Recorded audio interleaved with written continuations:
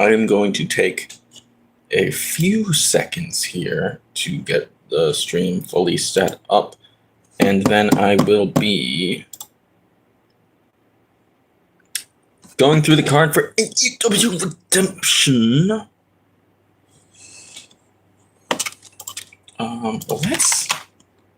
Let's maybe AEW Redemption. Let's just get a thumbnail for this thing real quick.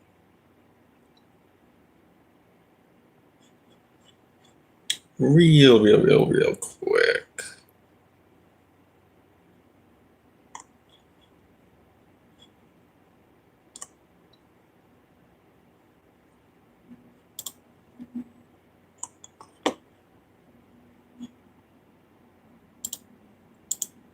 That's good enough.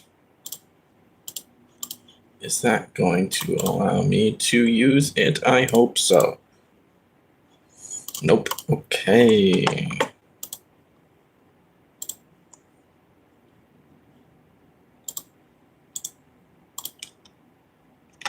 That should do it. That will absolutely do the trick. And now let me share this around. Hello, everybody. I'm just getting set up right now. Where is my button to share the... I can't copy the freaking link to this thing. Is it behind my phone? No. So I don't know what I'm doing then. If that's the... No. Share. It's on the top for some reason. Copy that. Copy that.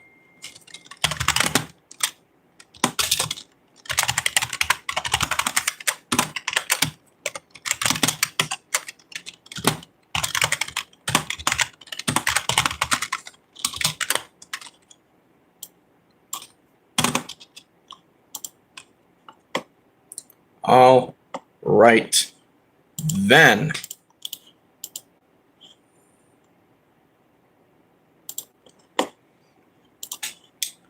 Let's get started.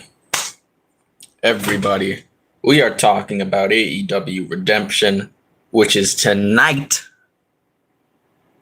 Tonight, this is going to be a sleeper, really good pay-per-view, I think. Let's get some notes going on.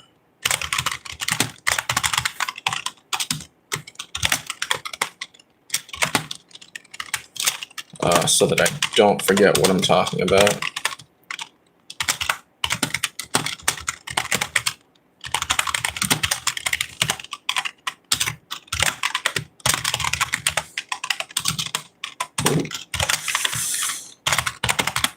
I hope this sounds amazing.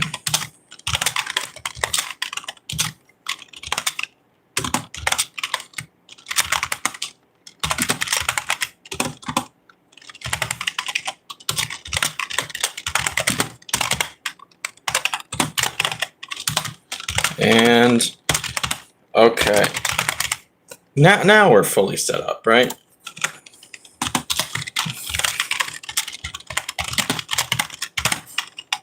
Okay. So let's talk about this show. First, on the buy-in.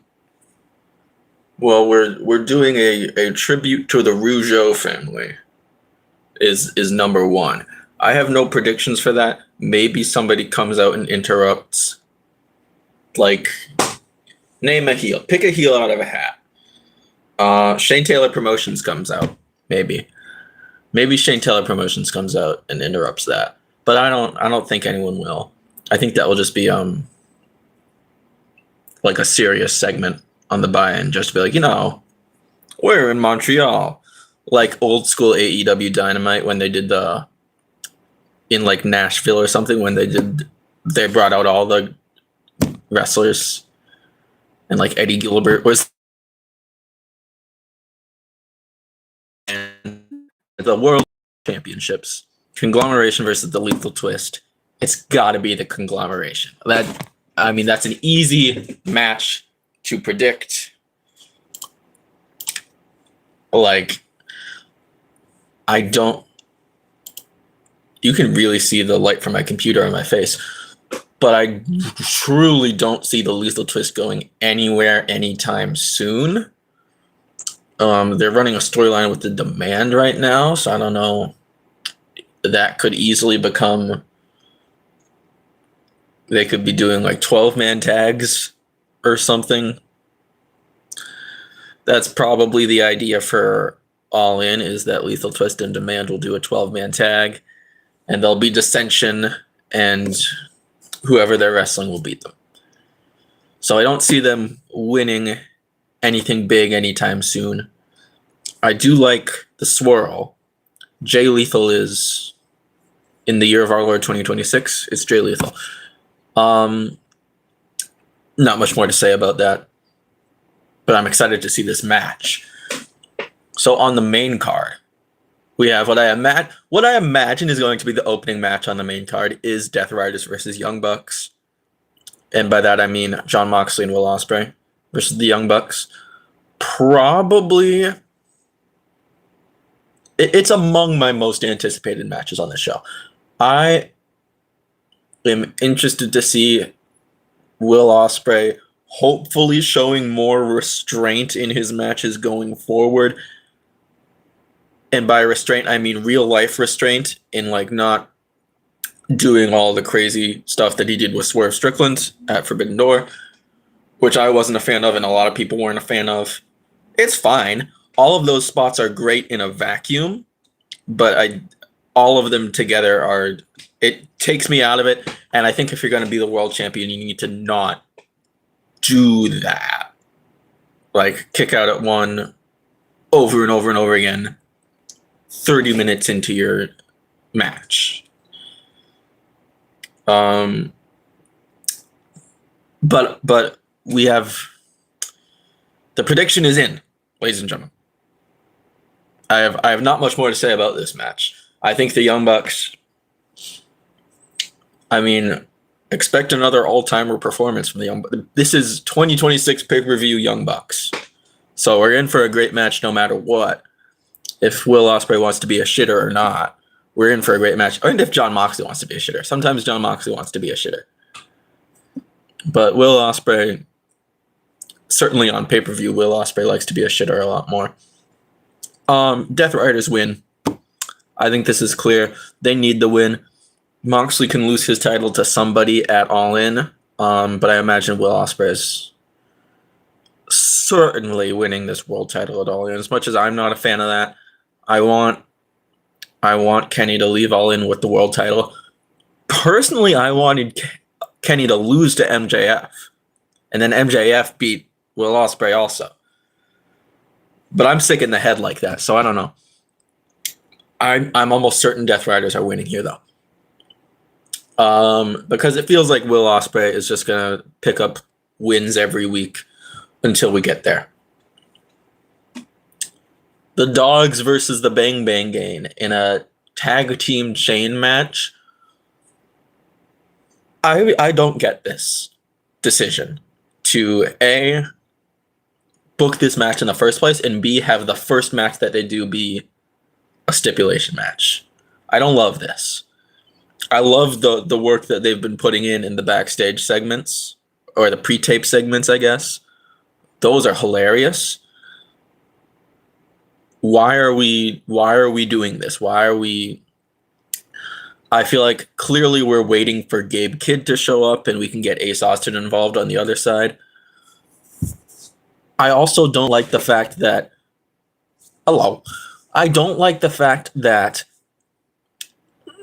Jay White has just come back. This is Jay White's first pay-per-view match back. And he's going up against the Dogs, who I think clearly need a win at some point. The Dogs' only big win that they've had since David Finlay showed up in like April or March was winning the trios titles, and they lost them the next night.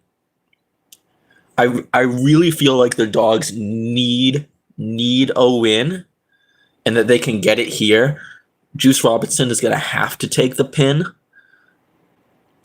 Because Jay White, I'm assumingly have bigger and better things for him once Gabe Kidd shows up and he can do trio stuff against other members of the Bang Bang Gang. So my official prediction is the Dogs are going to win here, unfortunately. And Juice Robinson will be taking either the pin or the submission. Maybe the Shillelagh gets involved. I could kind of see the Bang Bang Gang winning if Clark Connors is the one taking the pin. I really don't see David Finlay taking a pin. At the same time, we just saw Clark Connors take a pin on Dynamite. I don't know if we can afford another Dogs loss. As much as I'm not a huge Dogs fan, I'm definitely not a Gabe Kidd fan. The other two are fine. I really liked Clark Connors at the first Forbidden Door when he came in as, I think he came in as an alternate in the first ever All Atlantic 4-Way. I really liked him in that match, and I had my eye on him since. I'm not loving him in the Dogs. He's good, but I would much rather see him level up as a singles wrestler, even if that takes him going to Ring of Honor and winning like the TV title. I'm happy with that. But Dogs win. I think the Bang Bang Gang can afford it, especially if Jay White's not the one taking the pin here. Next is Chris Jericho versus Ciampa, or I should say next on my list. I don't know the match order. I have to imagine this is not close to the match order. I imagine I didn't get close. Nevertheless, Chris Jericho versus Tommaso Ciampa, no DQ match. Have a good day. Thank you, you two. We're in Montreal, which is not quite the hometown of Chris Jericho. He is from the province of Quebec. So I could see this being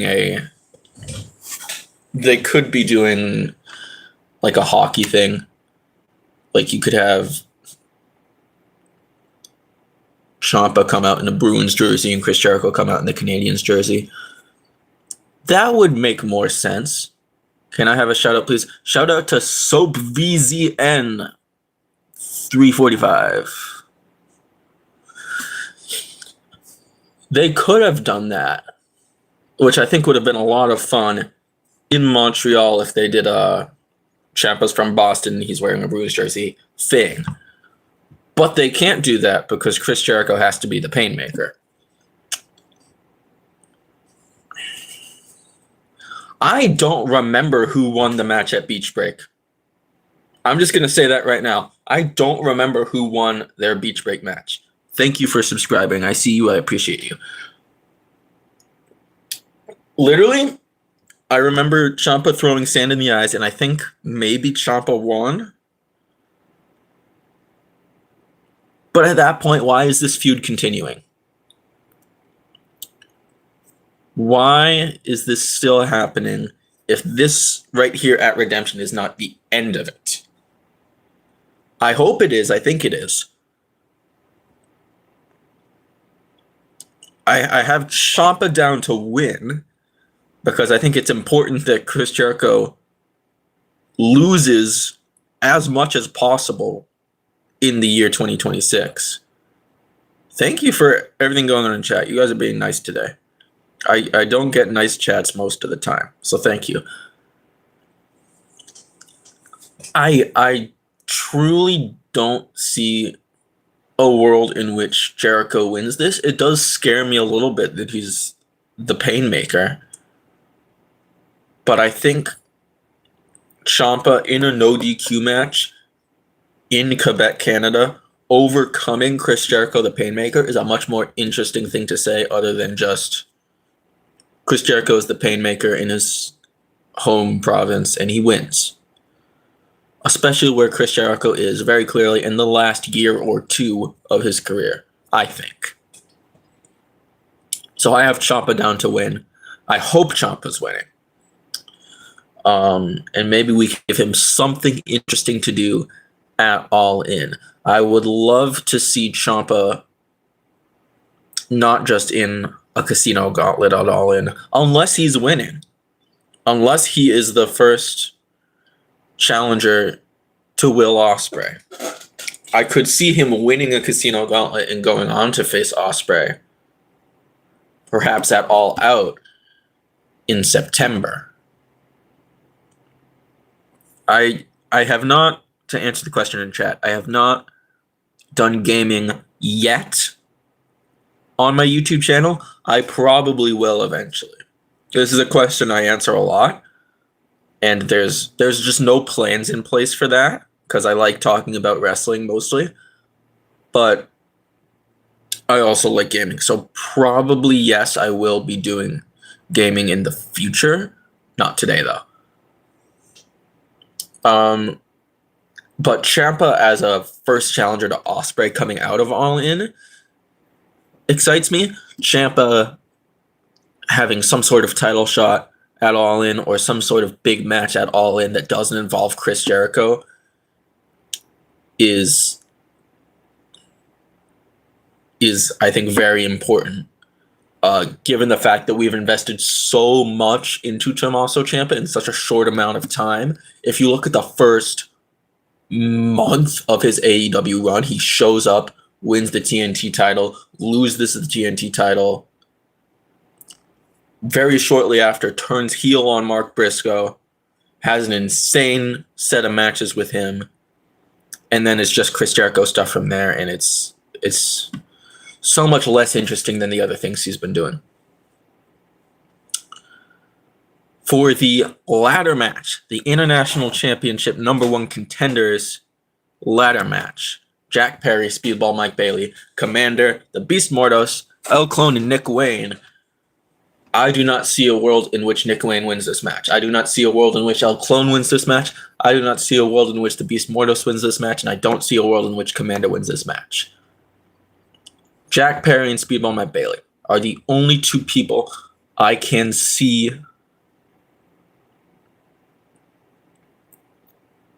actually realistically going into All In as an International Championship challenger. Could it be Jack Perry? Yes, it could. I think Jack Perry challenging for a singles title at the biggest show of the year makes a lot of sense. However, the story has been told of Speedball Mike Bailey making challenges for championships and even having matches that are not for titles and losing. He has been picking up wins in tag team matches, trios matches, but he simply has not won a big one on his own in AEW. He has had 2 trios titles runs, and then Kevin Knight is now the TNT champion and has gone his separate ways. I think it maybe doesn't make more sense, but it's a lot more preferable to most of the AEW fan base that Speedball is the one to win this ladder match and also beat Kyle Fletcher for the international title. And I think that match has to happen at All In just based on the fact that Speedball and Kyle Fletcher against one another have had, not just in recent times, well, their first singles match was what? December? And they've had, 3 singles matches since? Or they've had 3 total singles matches? This series of matches between Speedball and Kyle Fletcher has been the best in-ring work overall in AEW history. I don't look at any other 2 singles wrestlers that have faced each other in a total average match quality this high as Mike Bailey and Kevin Knight having certified instant classics, bangers, every single match they have. So I think it's important for Speedball's story to win here. I don't know if Jack Perry needs this at all. I think Jack Perry could very easily lose this and challenge for a different championship at All In, or have a different big match at All In, and be perfectly fine now that we know he's staying with AEW.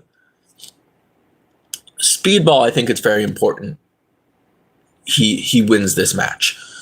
Speedball is probably the most underrated and most slept on wrestler in AEW, alongside your Mark Davises and less so Roderick Strong. But I look at those guys in ring as the most underrated.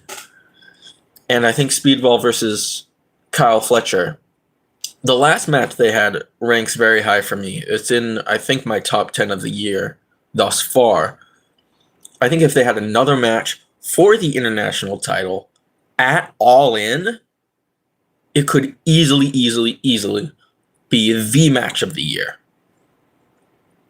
And speaking of a name I just mentioned, Mark Davis is defending his national championship against Andrade El Idolo. Hello to everybody in chat, by the way.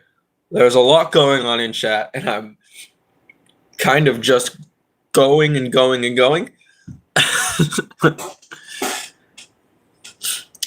Thank you all for joining me here, and thank you all for sending messages in the chat. I really appreciate that.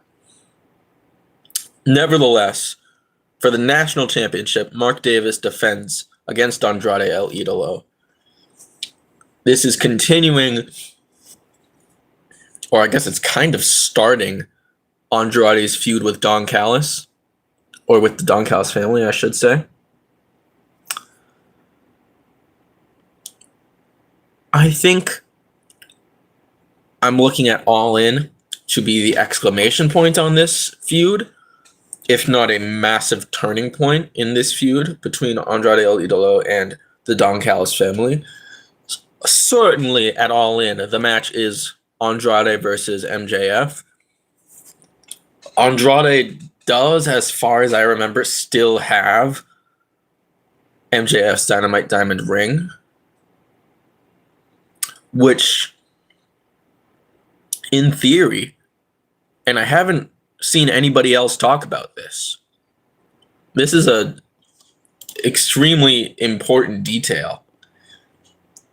We saw at Beach Break, we saw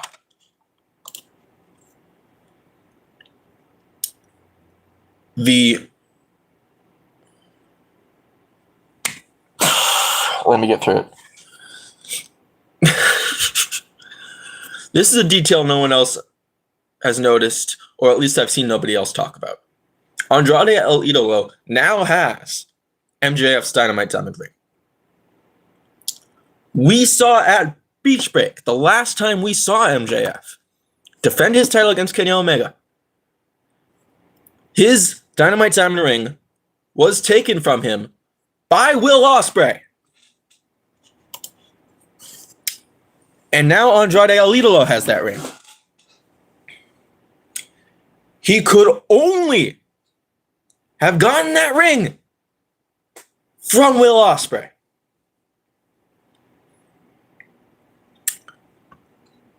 What does this mean? What? Why did Will Ospreay owe Andrade El Idolo a favor? Or does Andrade now owe Will Ospreay? And if so, what could Will Ospreay possibly want from Andrade El Idolo when coming out of All In, he is almost certainly the world champion? Does it have to make sense? I guess not. But I think for the future, that is an important thing to consider. That Andrade got MJF's Dynamite Diamond ring from Will Ospreay. All this being said, I think Mark Davis is going to beat him. I think Mark Davis is going to retain his national championship tonight via interference by the Don Callis family and or MJF to set up the match at All In.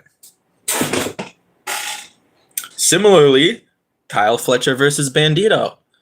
I think this is an easy match to predict. Kyle Fletcher wins after a banger match. It's not a crazy thing to say. I don't see any reason for there to be interference. Maybe Brody King is ringside and he stands toe-to-toe with like a Jake Doyle or a Lance Archer. But almost assuredly, Kyle Fletcher wins. It is also very possible, going back to Davis versus Andrade, that Don Callis could retrieve the Dynamite Diamond ring from Andrade. I do think that is going to be more the crux of the All-In match. The winner gets to keep the Dynamite Diamond ring. But who knows? Fletcher, I'm not really sure where we're going. I think he could very easily, like I said, lose to Speedball at All In for the title. After that, I'm not sure. I do see Will Ospreay going on an insane run as champion, not only on pay-per-view, but also on TV. I think by the end of the year, you could easily rack up 10, 15 title defenses for Will Ospreay. Excuse me. And have Kyle Fletcher beat him before the end of the year. If I were in charge, I would have Kyle Fletcher win the world title from Will Ospreay at World's End 2026. Either because of or despite Don Callis. Do I think that's a likely match? Not really. I think that's probably a Full Gear match. And it's probably not Kyle Fletcher's match to win. He could win it at some point next year. I think far more likely at World's End specifically, or at Wrestle Dream, somewhere around Full Gear area, but not necessarily Full Gear. The match will be Will Ospreay versus Jon Moxley for the world title.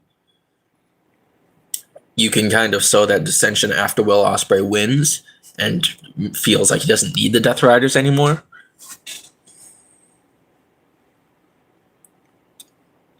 I'm not sure what makes sense for Kyle Fletcher, though. I do think he wins here.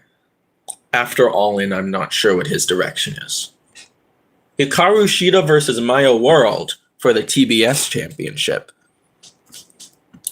Shida has served her purpose as TBS champion. Shida is astounding in ring. She has vastly improved her character work since first appearing in AEW in 2019. Her first world title reign is proof of that. Her current reign as TBS champion, so much more so, is proof of that. However, after the last 2 months of Maya World's career, and today being Maya World's birthday, getting her first singles title shot in AEW, I think absolutely Maya World needs to win this match, and I think she will.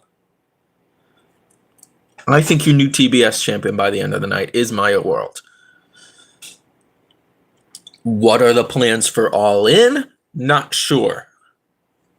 Potentially Maya World versus Tekla. I'm not sure what the idea with Shida is.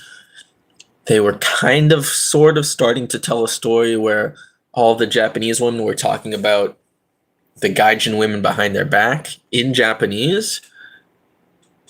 I don't know if another Japanese woman is going to come in to then face Maya World in place of Toni Storm not being around for a while. But I do think Maya World wins here. Maybe doesn't necessarily get a big title defense at All In, but can really show out in the Casino Gauntlet match at All In.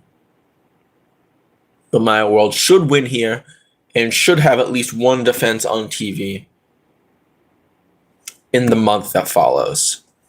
For the women's world title, Tekla versus Willow Nightingale. Willow Nightingale. 100% Willow Nightingale. I am more sure of this than a lot of my other predictions. I'm more sure of this than Speedball winning the ladder match. I'm more sure of this than Maya winning the title. I'm more sure of this than Davis retaining. I'm more sure of this certainly than Ciampa or the Dogs winning. I'm more sure of this than one of my two predictions I haven't talked about yet. As much as I have grown to love Tekla in the last month or two, I do think Willow needs to win here and have a much harder to predict match at All In against Mercedes Moné. The original plan, I have to imagine, for All In was for Willow to win the Owen Hart tournament and for Mercedes to beat Tekla and walk in as champion. That wasn't possible, so I can see how maybe they're doing the reverse instead. I think Shida becoming TBS champion was always part of the plan, perhaps due to some sort of shenanigans beating Willow Nightingale for that title.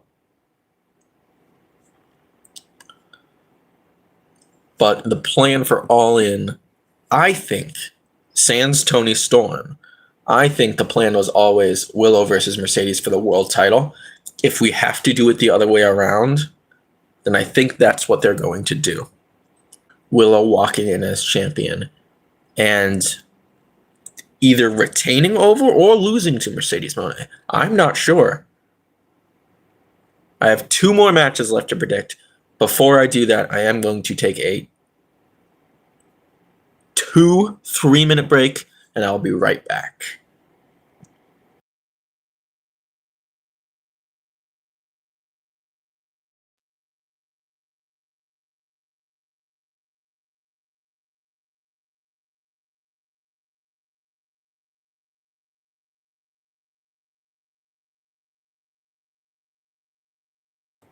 Okay, actually, didn't even need nearly as long as I thought.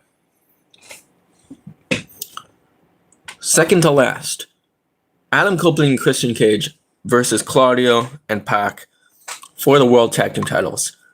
I am not as sure of this prediction as I am of Willow winning the world title, but I do think Cope and Cage are probably retaining here.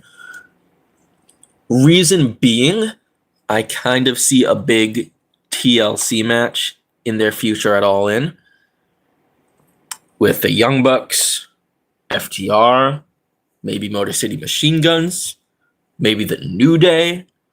I think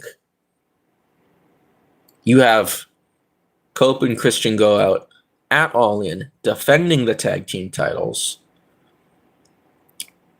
in their signature match, which is a ladder match. You could have it be a ladder match. You could pay tribute to Ring of Honor and call it Ladder Wars. You could pay tribute to old school 2019 AEW and call it an Escalera de la Muerte. But I think you send them out in a ladder match, defend the titles, and just stack a ton of teams into that thing. I'm saying send 10 teams out there in a ladder match and have them just run spots crazy style. Is that safe? No. Do it anyways. At the very least, Cope and Cage, Young Bucks, FTR, Motor City, New Day in a ladder match.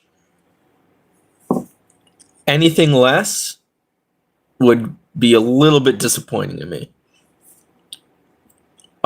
Just because I think this is the last major stadium show for Cope and Cage, certainly as a tag team, maybe all together.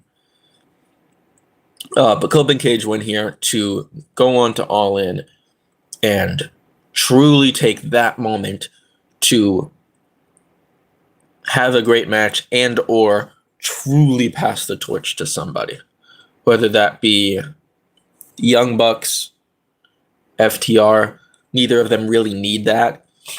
FTR is who they won the titles from, so I don't see them kind of walking in circles like that.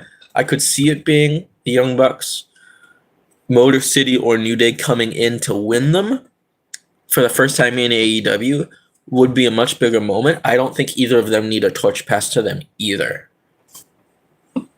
I think, on AEW TV, I don't really see any rising tag teams other than maybe the Dogs, who already lost to Copen Cage. So I don't see any good reason for it to be the Dogs taking the titles from them. Very possibly the Death Riders do take them from him. I don't see it being tonight. I see it being in some sort of multi-team match at All In. Finally, for the men's world title, Kenny Omega versus Kevin Knight. I think it's very clear that Kenny Omega is winning here. Kenny Omega versus Will Ospreay is not a match that interests me in the main event of All In. This is supposed to be the biggest show of the year. And your main event is Kenny Omega versus Will Ospreay. Is that the best possible match we can have? Probably. Is there any storyline substance to it whatsoever? Not really. We are a month out from this match. Look at all of 2026 so far. MJF starts the year as world champion, loses it to Darby in April, wins it back in May, loses it to Kenny in July, and now Kenny has to have a boring-ass title reign. Had one of the best matches of the year, winning the title back. Only slightly better than the first time he challenged MJF for the title this year.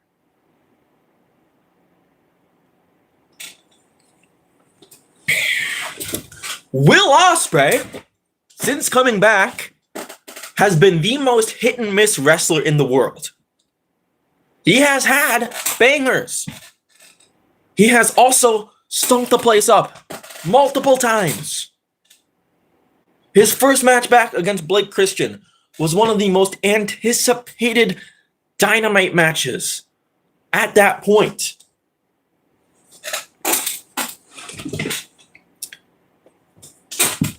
And it sucked. It was not a good match. It was fine. It was serviceable. But very clearly, right away, we knew we were not getting the same Will Ospreay back that we lost.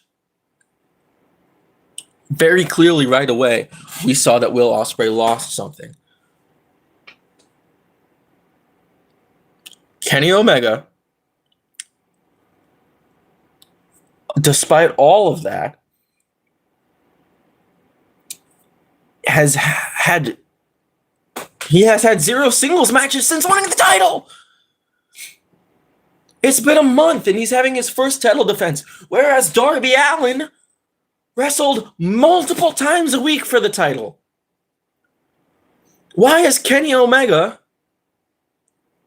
having a sports entertainment ass title reign, but Darby Allin, who is way past the point where he should be a world champion, is wrestling twice a week? Twice a week, Darby Allin defended his freaking title. Kenny Omega has had one match since winning it, and it was a 6-man tag with Will and John. And his first title defense is the extremely predictable match against Kevin Knight, who is the current TNT champion, but is challenging for the world title. Kenny Omega, I don't think has had an interesting title reign. And I don't see him, realistically, having an interesting title reign coming out of Redemption and going into All In. I think we are looking at 2 whole months. It is 2 whole months now. 1 month now. It will be 2 months of Kenny Omega as the world champion. I like your hair. It's so long. It's not that long. It's kind of... This is like a year of not cutting my hair. Is it really expensive? $50, I think, which is not great if you're not super into it.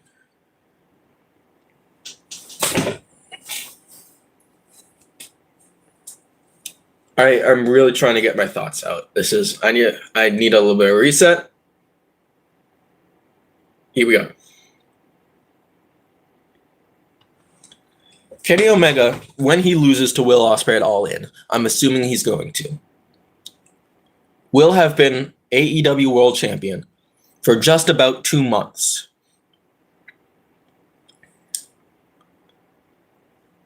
He has not really done anything since winning the title. The match tonight will be the first thing that Kenny Omega really does as champion.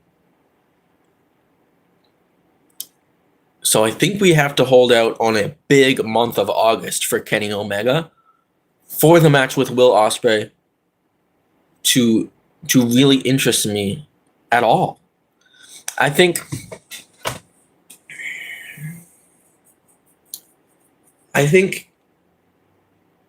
Kenny versus Ospreay is probably a fine match if Ospreay chooses to have a good match. Sometimes he just chooses to wrestle for himself. But Kenny versus Ospreay should be great. That's a match that should be great. But they could very easily be wasting Kenny Omega's probably last reign as AEW World Champion. So that is the end of my predictions. We took a wild fucking detour there. But to sum up my predictions, Conglomeration retain. Death Riders beat Young Bucks. Dogs beat Bang Bang Gang. Ciampa beats Jericho. Speedball wins the ladder match. Davis beats Andrade. Fletcher beats Bandito. Maya beats Shida. Willow beats Tekla. Cope and Cage beat Death Riders. And Kenny Omega beats Kevin Knight. I hope, really hope, that we are looking at a strong build to All In.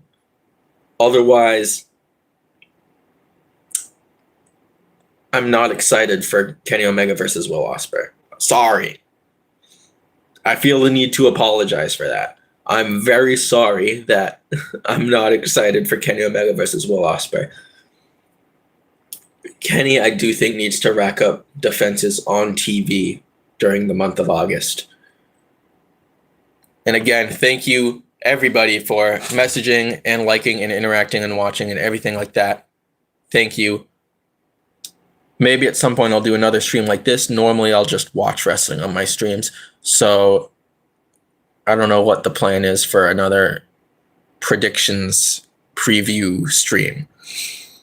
But I have probably wrestling to watch at some point on stream. So I'll see some of you in that next stream. And that is going to be it for this one.